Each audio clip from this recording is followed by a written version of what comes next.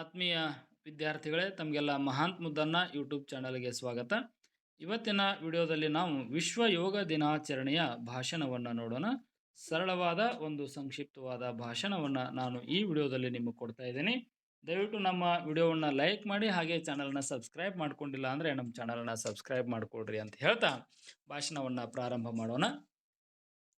ವೇದಿಕೆಯ ಮೇಲಿರುವ ಗೌರವಾನ್ವಿತ ಮುಖ್ಯ ಗುರುಗಳೇ, ಮುಖ್ಯ ಅತಿಥಿಗಳೇ, ನನ್ನ ಪ್ರೀತಿಯ ಗುರುಗಳೇ ಹಾಗೂ ಇಲ್ಲಿ ನೆರೆದಿರುವ ನನ್ನ ಪ್ರೀತಿಯ ಸಹಪಾಠಿ ಗೆಳೆಯರೇ, ಎಲ್ಲರಿಗೂ ಮುಂಜಾನೆಯ ಶುಭ ವಂದನೆಗಳು. ನನ್ನ ಹೆಸರು ಇಲ್ಲಿ ನಿಮ್ಮ ಹೆಸರನ್ನು ಹಾಕೊಂಡು ಹೇಳ್ರಿ. ಇಂದು ಜೂನ್ 21 ವಿಶ್ವ ಯೋಗ ದಿನಾಚರಣೆ. ಈ ಸುದಿನದಂದು ನಿಮ್ಮ ಮುಂದೆ ಯೋಗದ ಮಹತ್ವದ ಕುರಿತು ಮಾತನಾಡಲು ನಾನು ನಿಮ್ಮ ಮುಂದೆ ನಿಂತಿದ್ದೇನೆ. ಮೊದಲನೆಯದಾಗಿ ತಮ್ಮೆಲ್ಲರಿಗೂ ವಿಶ್ವ ಯೋಗ ದಿನದ ಹಾರ್ದಿಕ ಶುಭಾಶಯಗಳು. ಗೆಳೆಯರೇ, ನಮ್ಮ ಹಿರಿಯರು ಒಂದು ಅದ್ಭುತವಾದ ಮಾತು ಹೇಳಿದ್ದಾರೆ. ಯೋಗ ಮಾಡಿದರೆ ರೋಗವಿಲ್ಲ, ರೋಗ ಬಂದ ಮೇಲೆ ಭೋಗವಿಲ್ಲ. ಹೌದು, ನಾವು ಜೀವನದಲ್ಲಿ ಏನೇ ಸಾಧಿಸಬೇಕಾದರೂ ಮೊದಲು ನಮ್ಮ ಆರೋಗ್ಯ ಚೆನ್ನಾಗಿರಬೇಕು. ಅಂತಹ ಅದ್ಭುತ ಆರೋಗ್ಯವನ್ನು ನಮಗೆ ಕೊಡುವುದೇ ಯೋಗ. ಯೋಗ ಎಂದರೆ ಕೇವಲ ಕಠಿಣವಾದ ದೈಹಿಕ ಕಸರತ್ತಲ್ಲ. ಇದು ನಮ್ಮ ದೇಹ, ಮನಸ್ಸು ಮತ್ತು ಉಸಿರಾಟವನ್ನು ಒಂದೇ ಸೂತ್ರದಲ್ಲಿ ಜೋಡಿಸುವ ಒಂದು ಪರಿಪೂರ್ಣ ಜೀವನ ಪದ್ಧತಿ.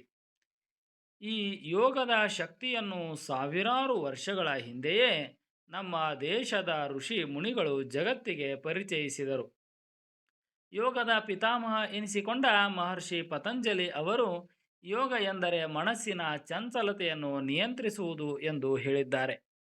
ಭಾರತದ ಹೆಮ್ಮೆಯ ಕೊಡುಗೆಯಾದ ಈ ಯೋಗವನ್ನು ಇಂದು ಇಡೀ ಜಗತ್ತೇ ಒಪ್ಪಿಕೊಂಡಿದೆ.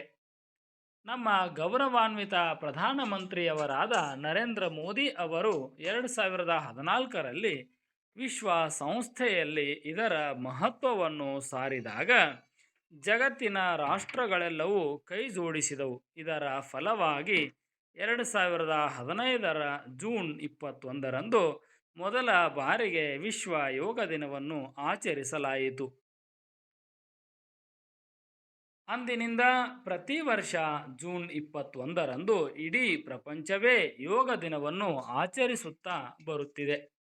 ನಮ್ಮ ಪ್ರಧಾನಿ ಮೋದಿಯವರು ಹೇಳುವಂತೆ ಯೋಗವು ಕೇವಲ ವ್ಯಾಯಾಮವಲ್ಲ, ಅದು ನಮ್ಮ ಮತ್ತು ಪ್ರಕೃತಿಯ ನಡುವಿನ ಏಕತೆಯನ್ನು ಅರಿಯುವ ಮಾರ್ಗವಾಗಿದೆ. 2026ರ ಜೂನ್ 21ರಂದು ಆಚರಿಸಲಾಗುವ 12ನೇ ಅಂತಾರಾಷ್ಟ್ರೀಯ ಯೋಗದ ದಿನದ ಅಧಿಕೃತ ಥೀಮ್ ಆರೋಗ್ಯಕರ ವಯಸ್ಸಿಗೆ ಯೋಗ, ಯೋಗ ಫಾರ್ ಹೆಲ್ದಿ ಏಜಿಂಗ್. ವಯಸ್ಸಾದಂತೆ ದೈಹಿಕ, ಮಾನಸಿಕ ಮತ್ತು ಭಾವನಾತ್ಮಕ ಸಮತೋಲನವನ್ನು ಕಾಪಾಡಿಕೊಳ್ಳುವಲ್ಲಿ ಯೋಗದ ಪಾತ್ರವನ್ನು ಈ ಥೀಮ್ ವಿಶೇಷವಾಗಿ ಎತ್ತಿ ತೋರಿಸುತ್ತದೆ.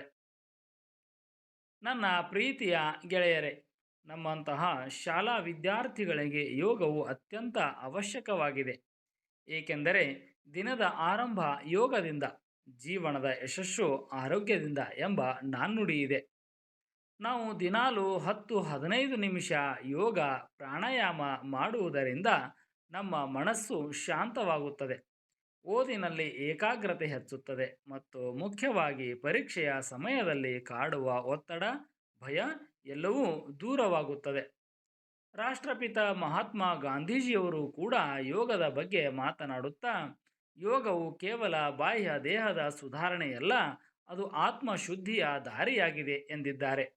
ಅಂದರೆ ಯೋಗವು ನಮಗೆ ದೈಹಿಕ ಶಕ್ತಿಯನ್ನು ಮಾತ್ರವಲ್ಲ, ನಮ್ಮಲ್ಲಿ ಒಳ್ಳೆಯ ಶಿಸ್ತು, ತಾಳ್ಮೆ ಮತ್ತು ಸತ್ಪ್ರವೃತ್ತಿಯನ್ನು ಬೆಳೆಸುತ್ತದೆ. ಕೊನೆಯದಾಗಿ, ಕಾಯವೇ ಕೈಲಾಸ. ಕಾಯ ಅಂದರೆ ಇಲ್ಲಿ ದೇಹ, ಕಾಯಕವೇ ಕೈಲಾಸ ಅಲ್ಲ, ಇದು ಕಾಯವೇ ಕೈಲಾಸ. ಕಾಯ ಅಂದರೆ ದೇಹವೇ ಸ್ವರ್ಗ ಅಂತ. ಕಾಯವೇ ಕೈಲಾಸ, ಯೋಗವೇ ಅದಕ್ಕೆ ಪ್ರಕಾಶ ಎಂಬ ಮಾತನ್ನು ನೆನಪಿಸುತ್ತಾ ನಾವೆಲ್ಲರೂ ಕೇವಲ 21 ದಿನ ಮಾತ್ರ ಯೋಗ ಮಾಡದೆ ನಾವೆಲ್ಲ ಕೇವಲ 21 ದಿನ ಮಾತ್ರ ಯೋಗ ಮಾಡದೆ ಇಂದಿನಿಂದಲೇ ಪ್ರತಿದಿನ ನಮ್ಮ ಜೀವನದಲ್ಲಿ ಯೋಗವನ್ನು ಒಂದು ಭಾಗವಾಗಿಸಿಕೊಳ್ಳೋಣ ಎಂದು ಸಂಕಲ್ಪ ಮಾಡೋಣ. ದಿನಕ್ಕೆ ಕನಿಷ್ಠ 15 ನಿಮಿಷ ಯೋಗ ಮಾಡೋಣ, ಆರೋಗ್ಯವಾಗಿರೋಣ. ನನಗೆ ಮಾತನಾಡಲು ಈ ಸುಂದರ ವೇದಿಕೆಯಲ್ಲಿ ಅವಕಾಶ ಮಾಡಿಕೊಟ್ಟ ಎಲ್ಲ ಗುರು ಹಿರಿಯರಿಗೂ ವಂದಿಸಿ ನನ್ನ ಮಾತುಗಳನ್ನು ಮುಗಿಸುತ್ತೇನೆ. ಯೋಗ ಮಾಡಿ ನಿರೋಗಿಯಾಗಿರಿ. ಧನ್ಯವಾದಗಳು. ಜೈ ಹಿಂದ್, ಜೈ ಕರ್ನಾಟಕ.